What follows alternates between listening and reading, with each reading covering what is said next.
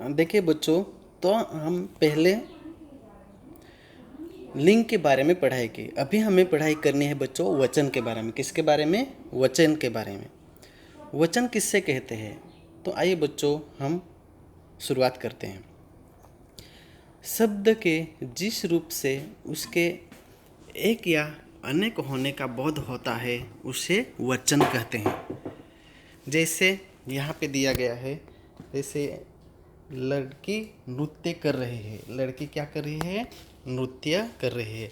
लड़कियाँ नृत्य कर रही है। पंखा बंद कर दो। पंखे बंद कर दो। तो देखिए बच्चों,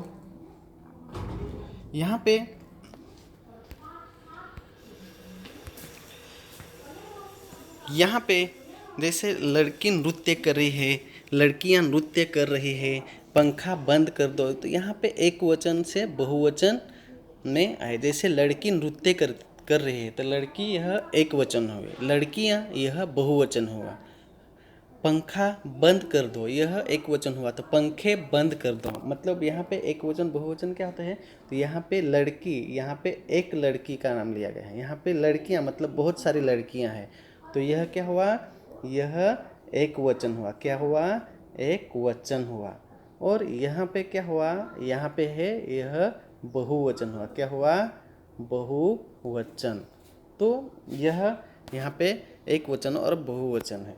जैसे अभी वचन के भेद देखिए बच्चों, वचन के भेद, यहाँ पे वचन के भेद है। वचन के भेद है एक वचन और बहुवचन, एक वचन और बहुवचन।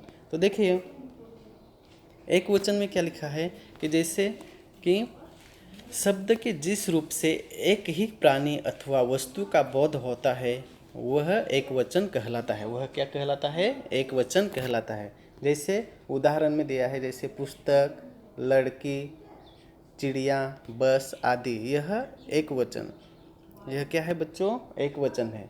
जैसे बहुवचन में देखिए, बहुवचन में शब्द के जिस रूप से एक से अधिक प्राणियों का अथवा वस्तुओं का बोध होता है उसे बहुवचन कहलाते हैं। क्या कहलाते हैं? बहुवचन कहलाते हैं। उदाहरण में है जैसे कुर्सियाँ, मालाएं, पक्षी वृद्ध, पुस्तकें आदि, यह बहुवचन में आते हैं। अभी वचन की पहचान कैसे करनी है?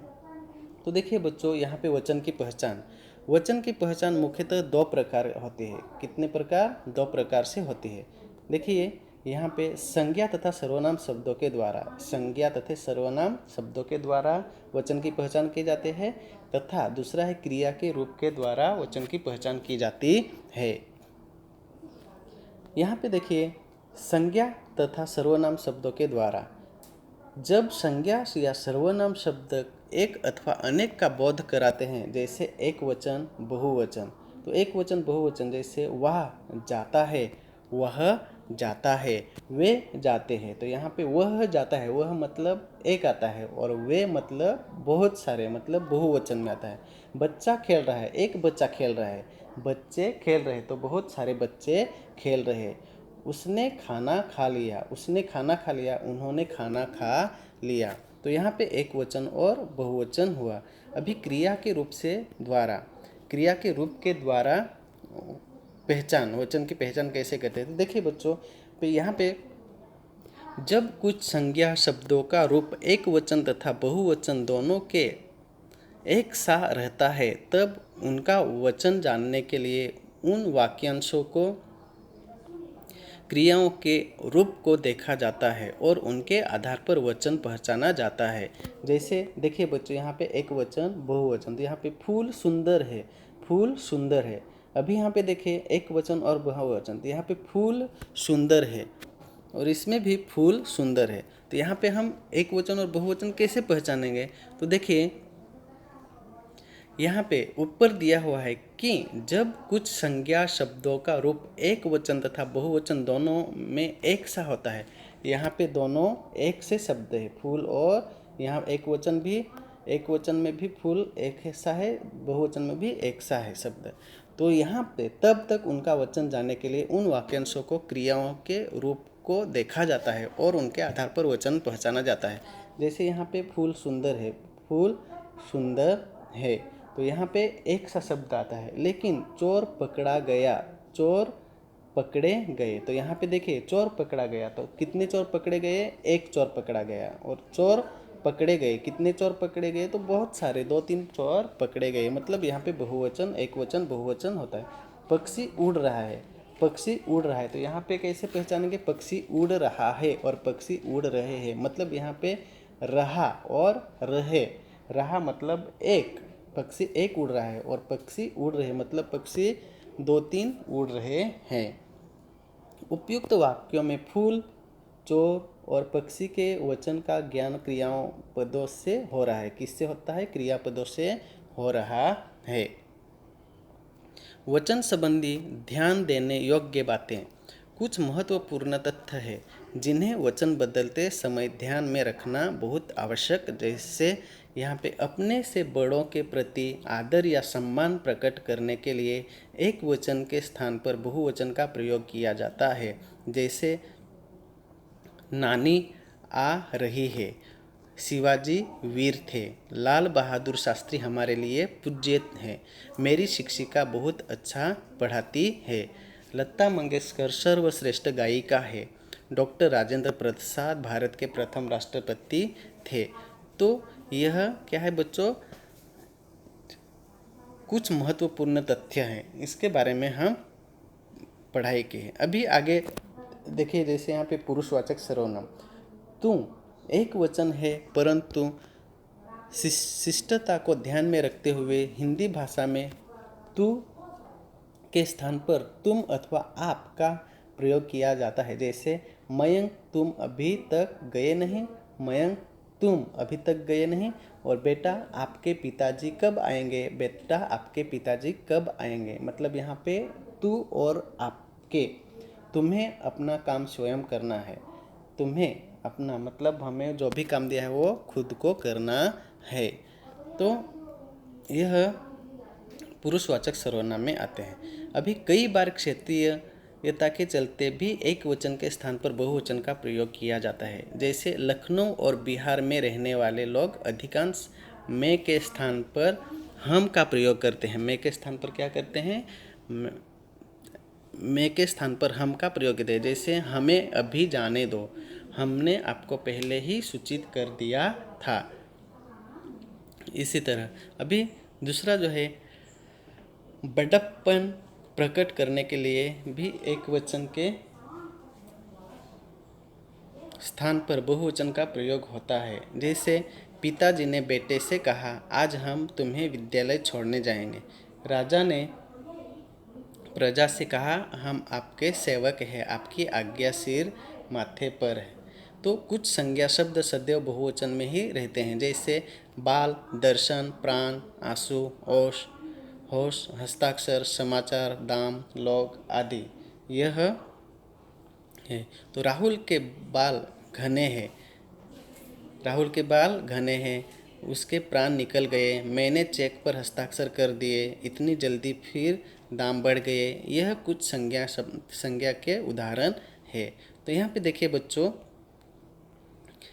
यहाँ एक वचन से बहुवचन बनाने के नियम देखिए बच्चों। एक वचन से बहुवचन कैसे बनाते हैं उसके नियम है। जैसे पुल्लिंग शब्दों में अंतिम अ, आ, को, ए करके तथा ए लगा कर।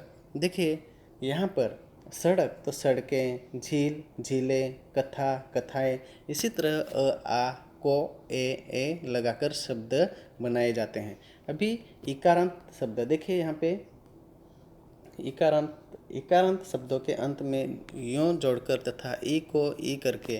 तिथि जैसे तिथि तो तिथियाँ, राशि राशियाँ, लिपि लिपियाँ, थाली थालियाँ, विधि विधियाँ, खिड़की खिड़कियाँ, अलमारी अलमारियाँ। इसी तरह ये लगाकर ये शब्द बनाते हैं हम। या और ई को ई करके यह शब्द बनाते हैं। अभी जैसे स्त्रीलिंग शब्दों के अंत में लगे या को या करके, स्त्रीलिंग शब्दों के अंत में या को या करके कैसे बनाते हैं। तो देखिए यहाँ पे उदाहरण में दिया है। जैसे चिड़िया तो चिड़िया, पुड़िया पुड़ियाँ, कुटिया कुटियाँ। तो इसी तरह यह या शब्द लगाकर यह स्त्रीलिंग शब्दों के अंत में लगाकर ये शब्द बनाए जाते हैं। चौथा नंबर जो है उकारांत और औकारांत स्त्रीलिंग शब्दों के अंत में ए लगाकर, जैसे यहाँ पे वस्तु वस्तुएं, ऋतु ऋतुएं, वधु वधुएं, धातु धातुएं, धेनु धेनुएं, इसी तरह ये शब्द हम बनाते हैं।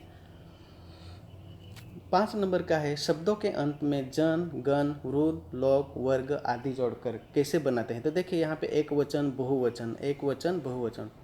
तो यहाँ पे देखिए बच्चों, एक वचन बहुवचन, इसमें मजदूर तो मजदूर वर्ग होता है, क्या होता है, वर्ग आदि जोड़कर, गण गण जन गण वृद्ध लोग वर्ग आदि जोड़कर बनाए जाते हैं। तो मजदूर मजदूर वर्ग, छात्र छात्र वृंद, गुरु गुरुजन।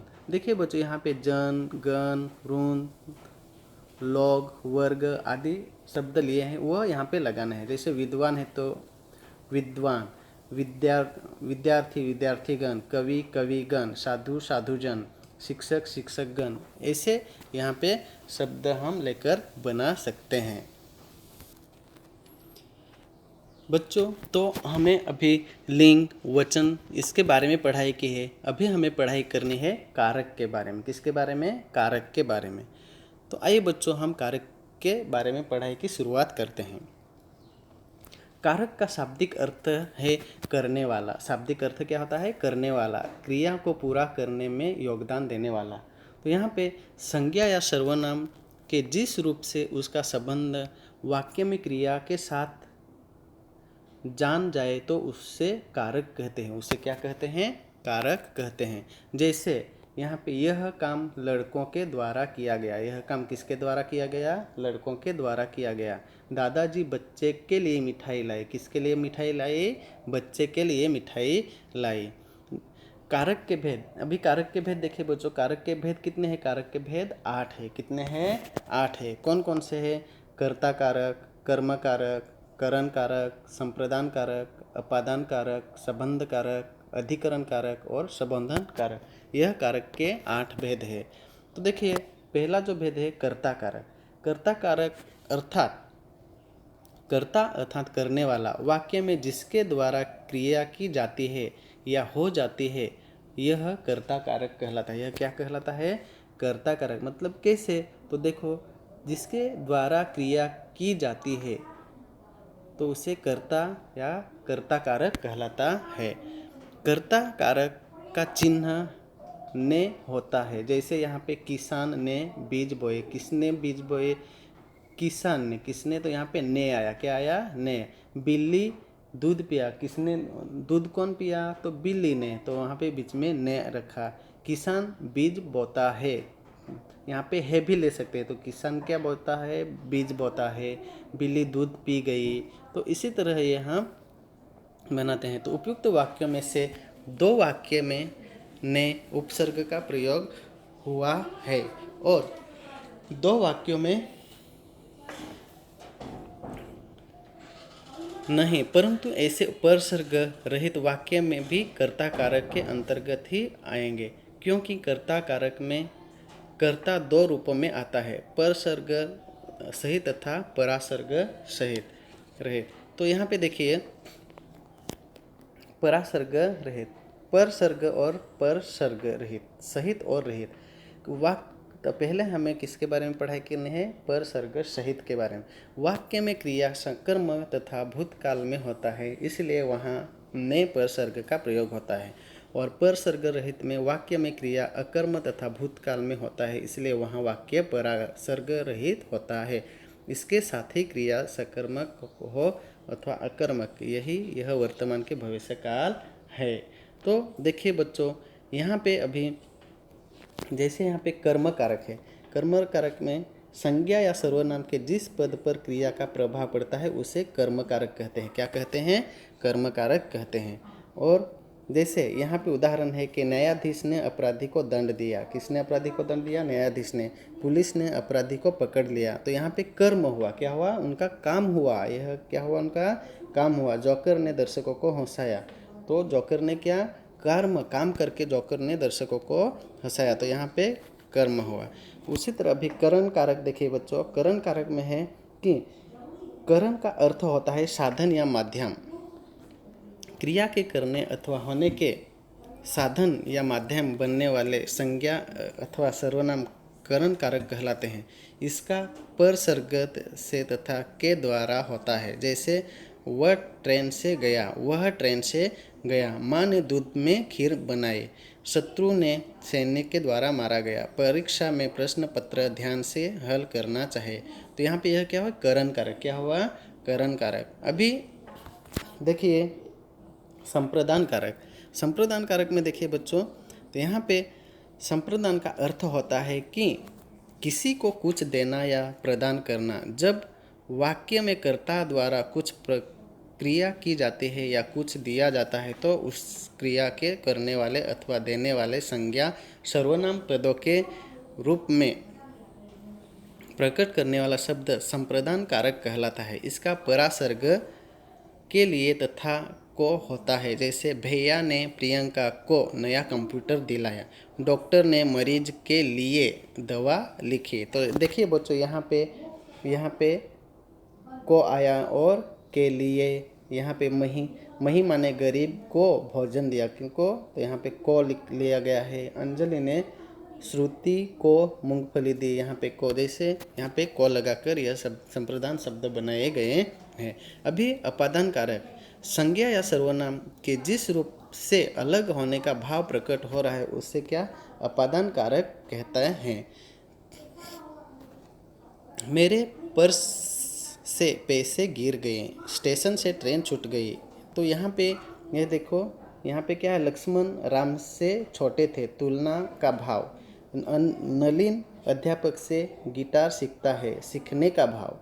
और मुझे झूठ से घृणा है। घृणा का भाव। यहाँ पे यह भाव दर्शाते हैं। जैसे यहाँ पे मेरी बहन कॉकरोच से डरती है, तो डरने का भाव दर्शाता है। जनकवाटी में सीताराम ने जलाती है। सीता राम से लजाती है, तो लजाने का भाव दर्शाते हैं। तो इसी तरह यह अपादान कारक में आते हैं। तो देखिए बच्चों, यहाँ पे अभी संबंध कारक। संबंध कारक में यह है कि वाक्य में संज्ञा अथवा सर्वनाम के जिस रूप से उनके किसी दूसरे के साथ संबंध का ज्ञान हो तो संबंध कारक कहलाता है। इसके परसर्ग है का, के, की, रा, रे, री, ना, ने, नी आदि होते हैं। यह इसके परसर्ग हैं। तो इसमें यह उसकी साइकिल है। उदाहरण क्या है? उदाहरण में है कि यह उसकी साइकिल है। हमने अपना काम कर लिया है। मेरे शिक्षक ने तुम सबको बुलाया है। तुम्हारा घर बहुत बड़ा है। तो यहाँ यह संबंध कारक आते हैं। किस में आते हैं? संबंध कारक। अभी हमें पढ़ाई करनी है अधिकरण कारक के बारे में। किसके बारे में? अधिकरण कारक के बारे में पढ़ाई करनी है। तो देखिए बच्चों, यहाँ पे अधिकरण कारक में दिया गया है कि अधिकरण अर्थात आधार यानी संज्ञा या सर्वनाम के जिस रूप में क्रिया के होने का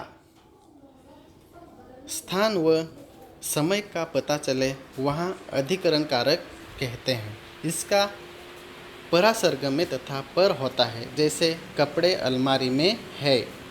देखिए, तो यहाँ पे कपड़े कहाँ पे है? अलमारी में है।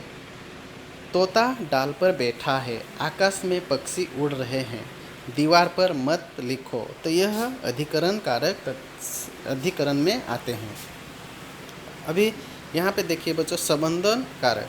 तो यहाँ पे संबोधन कारक में संज्ञा अथवा सर्वनाम का यह रूप जिससे किसी को बुलाने या पुकारने का बोध हो उसे क्या कहते हैं? संबोधन कारक कहते हैं। इसका परसर्ग है अरे, ओ आदि होता है। जैसे हे भगवान, अब मैं क्या करूं? अरे निधि कहाँ चली गई? ओ लड़के जरा सुन तो। हे राम, क्या हो गया? यह संबोधन कारक होते हैं। ये सब किस में आते हैं? संबोधन कारक में आते हैं। अभी कर्म कारक और संप्रदान कारक में अंतर। कर्म कारक और संप्रदान कारक में क्या अंतर है उसके बारे में हम अभी पढ़ाई करेंगे। तो आइए बच्चों, दोनों कारकों में को परसर्ग का प्रयोग किया जाता है, परंतु दोनों में अंतर है। जैसे शिक्षक छात्रों को पाठ पढ़ाते हैं। शिक्षक छात्रों को पठन सामग्री देते हैं। यहाँ पे कर्म कारक और संप्रदान कारक में अंतर है, इसके बारे में पढ़ाई हम अभी कर रहे हैं। जैसे दोनों वाक्यों में को परसर्ग का प्रयोग हुआ है, परंतु दोनों में अंतर है। पहले वाक्य में शिक्षक द्वारा की गई है क्रिया का प्रभाव कर्म पर पड़ रहा है, और यहाँ छात्र पढ़ना क्रिया का कर्म करते हैं, अतः उनके साथ जो परसर्ग लगा है। परंतु दूसरे वाक्य में छात्र को पठन सामग्री देने का भाव है। यहाँ पठन सामग्री देने की क्रिया छात्र के लिए की गई है, अतः यहाँ छात्र संप्रदान कारक है। छात्र कौन है? संप्रदान कारक है। अभी करण कारक और अपादान कारक में अंतर। करण कारक और अपादान कारक में क्या अंतर है, उसके बारे में हम अभी पढ़ाई करते हैं।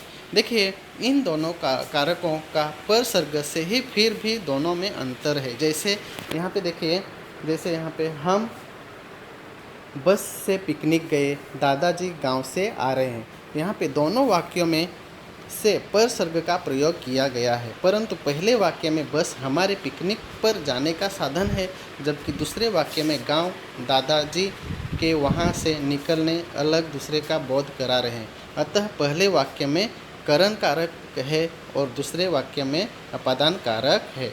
तो यहाँ पे यह हम लिंग, वचन और कारक इस पाठ के बारे में हम अभी पढ़ाई की है। तो बच्चों, आप सभी को यह पाठ अगर अच्छे से समझ में आया है तो आप फिर से इसके ऊपर अलग अलग उदाहरण बनाकर आप इस पाठ की तैयारी कर सकते हो। बच्चों, अगर आप सभी को यह वीडियो अच्छे से समझ में नहीं आया है तो फिर से आप एक बार इस वीडियो को देखकर अच्छे से समझने की कोशिश कर सकते हो। धन्यवाद बच्चों।